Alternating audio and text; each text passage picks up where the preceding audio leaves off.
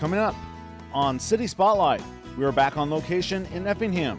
We'll get caught up in the latest going on with the Effingham County Chamber of Commerce with President and CEO Norma Lansing about the Effingham County Chamber being named National Chamber of the Year, plus the latest programs and initiatives being established through the Chamber. Then it's the latest going on with Effingham Unit 40 Schools as we talk to Superintendent Mark Doan as we discuss the latest technology being used and how Effingham Unit 40 schools have been educating during the COVID-19 pandemic. We're talking the latest going on in Effingham here on City Spotlight.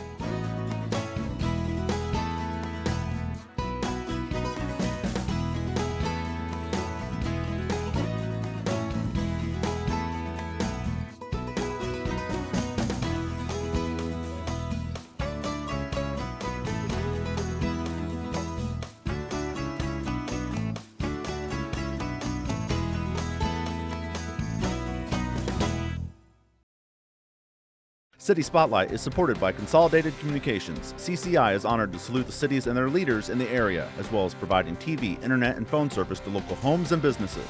We live where we work and are proud to support the communities we serve. More information available at consolidated.com. Hello and welcome to City Spotlight. As you can see, we are on location once again here in Season 7, and we are find ourselves back in Effingham as we tape here on December 14th, and we're going to tape both segments here at the Effingham County Chamber of Commerce. In this first segment, we welcome back to the program the President and CEO of the Effingham County Chamber of Commerce, Norma Lansing. Norma, pleasure to have you on again. Well, thank you so much for asking. It's been a while, but appreciate the opportunity to share what's going on in Effingham. Excellent. Again, we're taping here December 14th. We last taped with Norma July of 2019, so a little over a year ago. Folks at home are seeing this episode in the beginning of 2021, so Happy New Year to everyone out there. First of all, we have some congratulations. A tough year 2020 was, but we have some awesome things going on here with the Chamber. And congratulations, Norma. Tell us about being named National Chamber of the Year. Yes, it's very exciting for us in this crazy year to receive the award virtually. Wow. Being named National Chamber of the Year is a very great honor for any community. I think in 2020, that recognition is even greater because of the challenges. But it was the information was pretty much based on 2019 activity. So, okay. But it is an extensive process. Mm-hmm. We were a finalist prior 2 years, so third time's a charm. Wow. So we're pretty excited. But it is an award that's based, there are actually 4 national winners in the country. Very good. So it's based upon size. Correct. And so we're in the category 1, which are the smallest group of chambers or smaller size chambers. You've been on the program many times. Yes. You've been at this position for a long time. Yes. Have you received this award before? And if you haven't, No. What does this kind of feel for all the work that you've done?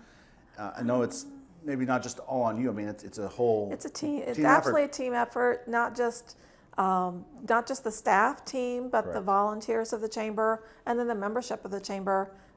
Certainly couldn't receive this kind of recognition without all of those pieces working together very well. So we've never won it before. Wow. So we have been recognized in Illinois as a Chamber of the Year a couple of years ago, but first time to be a national winner. As I said, we were a finalist for this award previous 2 years. Had the great honor of going to the convention and then watching somebody else win it. But the virtual conference the virtual awards is very well done, and it was very exciting. And so, but just 2 of us here in the office, we were kind of jumping up and down and really excited about it. The word national, yes, that means you're absolutely across the country. So very good, and it also Yes. another thing for Effingham to hang its hat on here for the next calendar year, I suppose. Yes, absolutely. Okay, let's talk about some other things going on with the chamber. All right. Again, moving forward, maybe we can get 2 in a row. All right. Talk about your virtual programming. Look forward to hearing about this. Well, of course, for everybody, everything changed in March and April of this year, and so it really forced us and many businesses to really think about how we deliver programs and services.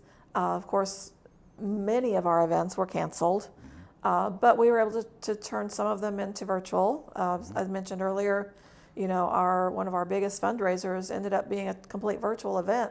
Right. Very successful for us. Sold out of tickets. Had a lot of fun doing it virtually and just learning how to do things. I think everybody's learned that things can happen. You can continue to do the things you do, only in a different way. Right. So we did that. Like I said, it was very successful. We did have our top community leaders under 40 program. Should have been at the end of September. Right. So what we did there is we've actually we're recognizing the recipients weekly in all kinds of media. So they're getting a lot of recognition that way without being at an event actually. But Right. and then we created as part of that a new Up and Coming Leaders Award, which we're very very excited to be able to do. So we recognized 8 high school students. Wow. As because we look at our next generation of leaders are coming out of the high schools right now. Yes. And so we created this award that had to be between the ages of 14 and 18, be a student, in school. And so that was a lot of fun to reach out and look at that generation and of students or leaders and being able to recognize 8 young leaders in Effingham County. Small support for small business grant program through the chamber. Again, looking at how do you support businesses. We talked about the virtual environment. So what we, since April, we have made it our goal and responsibility to be that trusted resource for businesses. Right. So we've done, like I said, every Monday there's an email that goes out that's all about, what's going on with COVID. Today it's going to be about the vaccine and what the plans are for the vaccine and, what kind of grant programs are still out there, funding for businesses. So in the summertime, what we did was we created a support for small business grant program, collected, reached out to businesses, able to raise about $20,000. So far we've given out 6 $2,500 grants to businesses, and we've heard back from them that that paid the rent for the month, or it did it helped them keep going, giving them a little extra incentive for a while. We want to bring that back. We really want to open that back up because we've still got some applications that we weren't able to fulfill, but we're looking at probably right after the first of the year bringing that program back into play. More than ever, small businesses across the country all struggling because of COVID, and again, you said it's a resource, an outlet for them as members of the community to have something that helps keep them going. So yes, absolutely. Very good. Next on the list, new diversity and inclusion initiative. Yes, something we've talked about for a while, in the realm of discussion about diversity and inclusion. You think about it. Typically, you think about racial diversity, but quite frankly, diversity is all around us. We're all different people. We all have different backgrounds, different faiths, different, just our family lives, whatever. Those diverse, that we're all diverse in that regard. So, responding to. We didn't see a lot of unrest here. We didn't have that. Those huge problems that we saw across the country. But what it brought back to me was the idea that, we've talked about doing something to make people feel welcome here. And that's really what we're looking at. Right. It's about making everybody that comes to this community welcome, regardless of their differences or their likenesses. We want people who come here, who move here, new residents, whatever their situation is, to come to Effingham County and feel welcome. So we've gotten a great group of people together from very diverse backgrounds to talk about this issue. We've actually just this fall received $6,500 in grants to work on this issue. We're creating a community app, which is a broader perspective than just the issue of diversity and inclusion, but what we want to do in conjunction with that broader app is have a section in there for people, for resources for people who have different needs. Talk to where do I get my hair if I'm African American? Where do I get my hair done? Right. Where do I go get the foods that my culture that I want to eat because of my culture. So, putting putting those resources into this community app is something that we're working on. So, so really excited about where that can take us. Yes.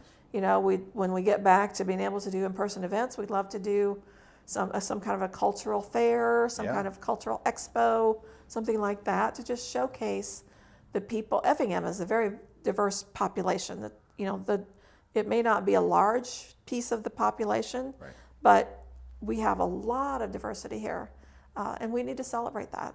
So there's there's many schools, there's many businesses throughout Absolutely. Effingham, so that comment makes a lot of sense. Yes. Speaking of businesses, I look forward to talking with Norma because we can catch up on economic development. And you've been quite busy, as you mentioned before our taping. Since September, you have had 5 ribbon cuttings. Let's hear about them. In fact, we just did one a week ago Friday. It's really interesting to understand that while a lot of businesses are struggling very hard, and we don't discount that at all. Correct. We've been able to see some new businesses open here, even in the middle of all of these last few months. Right. So just since September, we've had 5 or 6 ribbon cuttings. So that's really exciting to be able to celebrate new businesses that are opening up. So, in the roughest of times, there's still growth. There's still things happening. In fact, some businesses that opened early this year, they've struggled through. It's been very hard, but they've managed to keep going, have a very positive attitude about that. They want to keep their businesses viable. So, and so everybody has to look at that. But the ribbon cuttings, we've seen, the last one we did was for a new hearing business. It's not just hearing aids, but a hearing business. We have a new restaurant called it's a Ghost Kitchen, which is a new, different kind of food service business that's been very popular. A wireless store, health food store, pet shop, or pet food store. I'm trying to think of what else, but it's been very interesting to be able to celebrate new businesses opening. Effingham being able to somehow thrive, I guess, a little bit. We do, in 2020. We manage. Through this crazy time.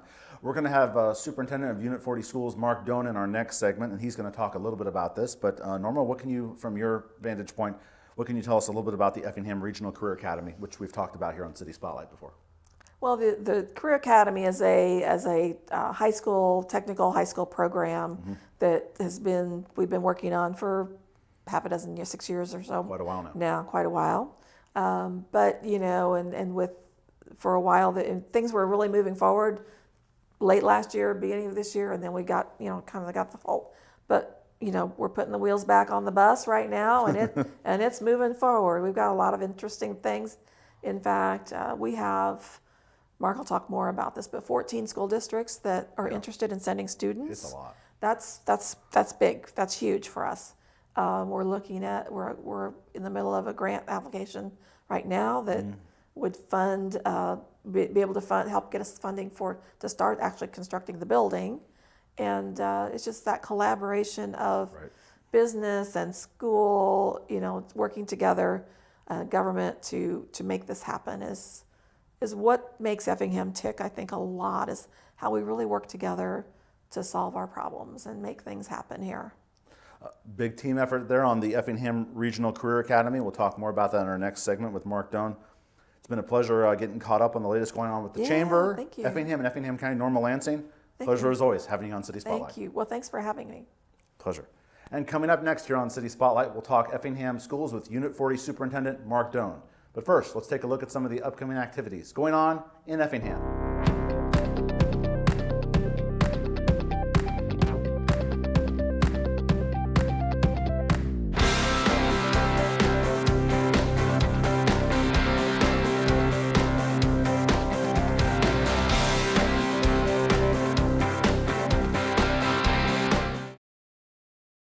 And we're back here on City Spotlight, this new on-location episode on Effingham. We'll continue taping here at the Effingham County Chamber of Commerce offices, and we welcome back to the program the superintendent for Unit 40 schools here in Effingham, Mark Doan. Mark, pleasure to have you on again. Well, thank you. This has become a routine meeting, and we certainly appreciate you coming down. Yes, it's great to have familiar faces on, get caught up, kind of see the transformation of things over time, the more and more we have people on. So again, we're taping here with Mark as we did with Norma. It's December 14th, so look forward to getting caught up here on Unit 40 schools. It's been a crazy 2020 for everyone, especially you educators.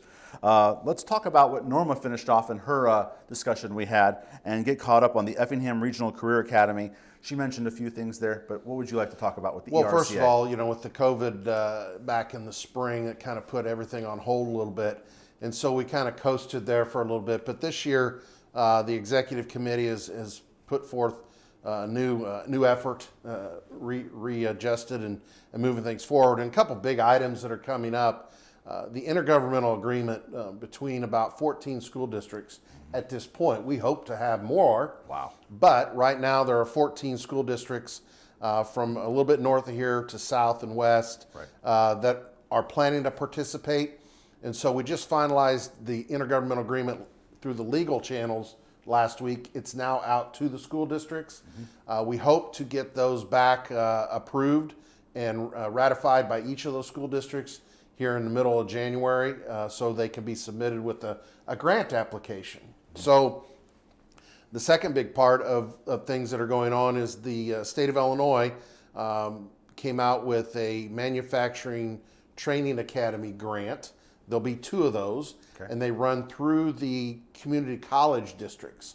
And they split the community colleges outside of Chicago into 2 groups.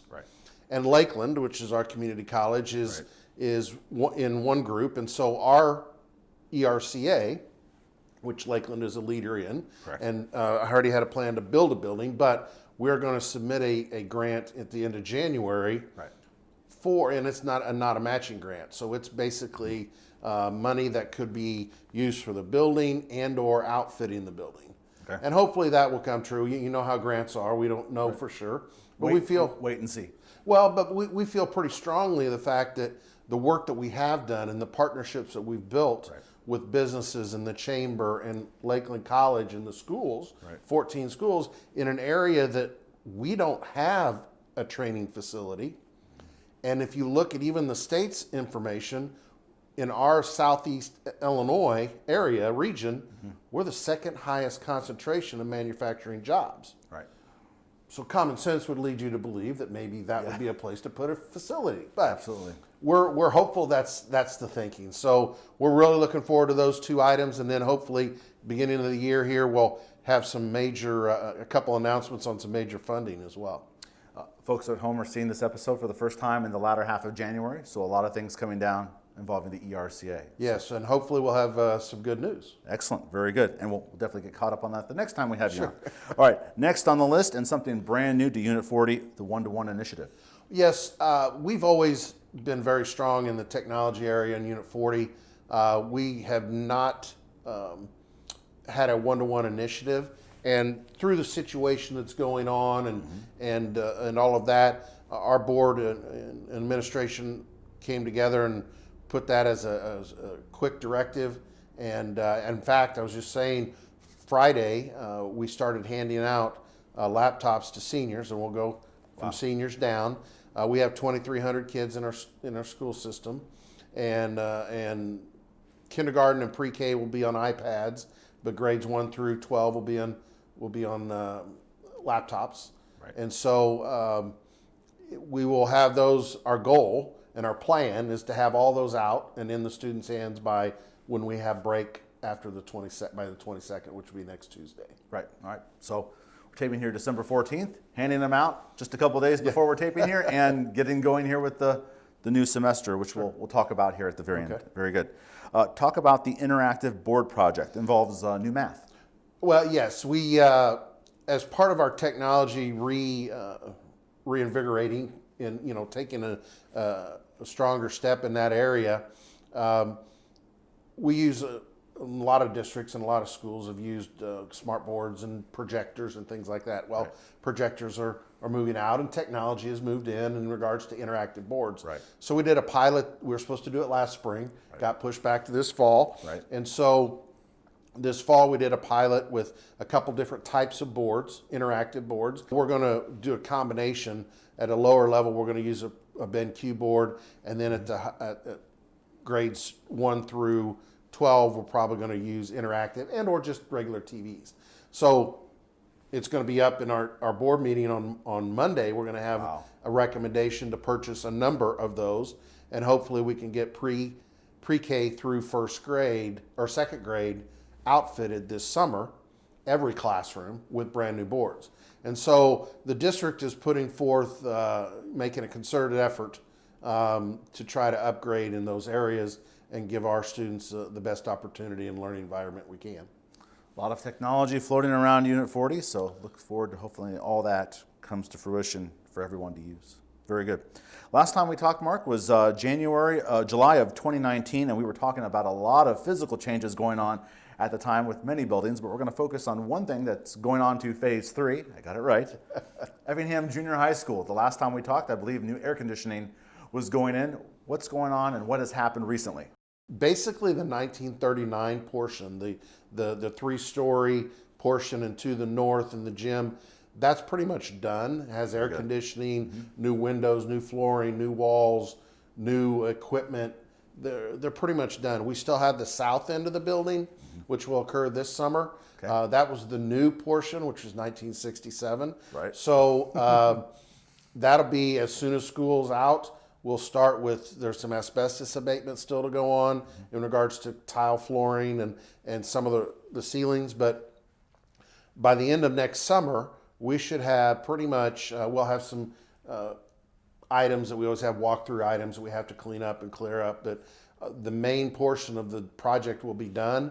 And we're so, can't believe that the 3 years has gone by so quickly. But just a shout out to, the contractors, but also our staff at the junior high of having to work around things that didn't get done that were supposed to get done.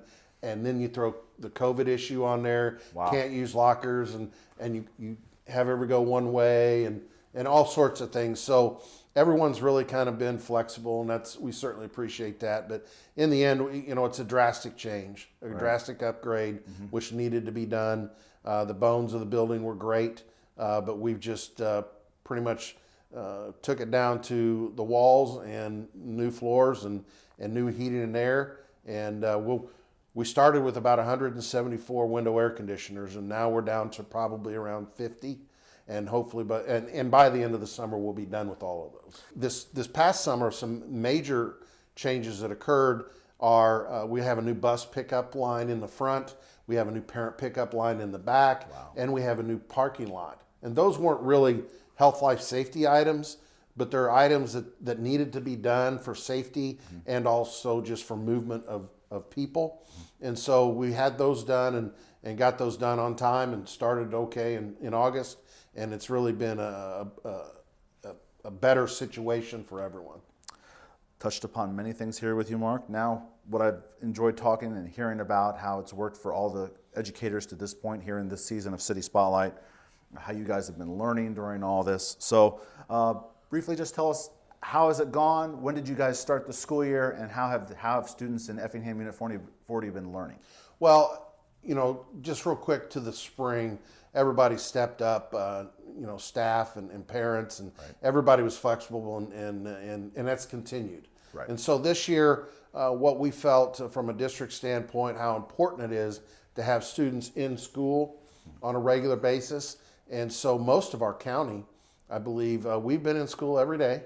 Wow. 5 days a week. We've had a shortened day.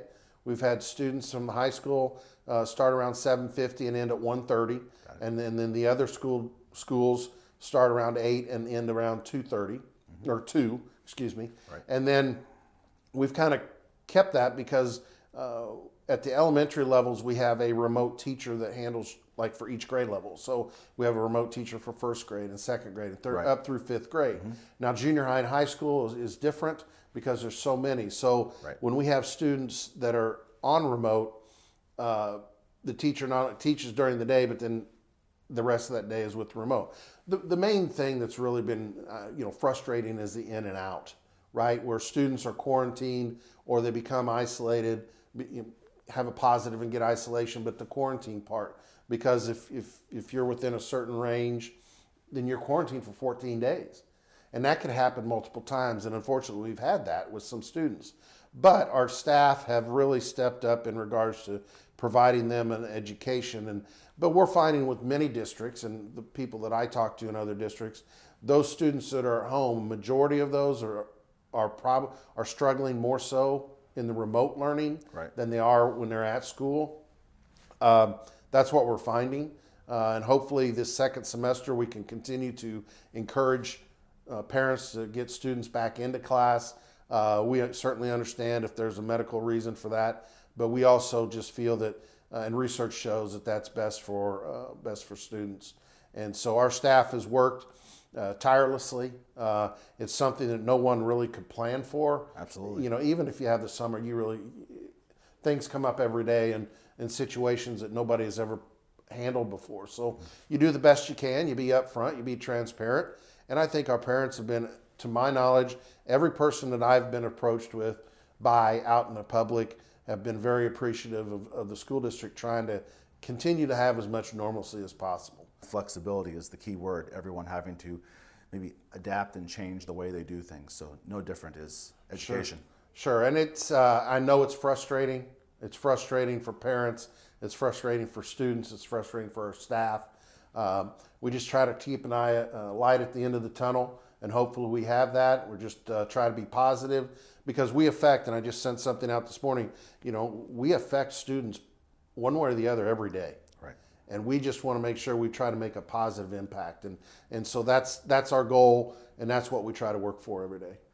We're taping here on December 14th. When does the new semester start for Effingham? Well, we started late because of the building project. So our second semester will start the Tuesday after Martin Luther King Day, which I believe is January 19th. Okay. So our finals will not be until the Thursday, Friday, but well, actually we waived finals. Sorry to say. Okay. All right. We just waived finals just because of the students in and out. Right. And then being out when finals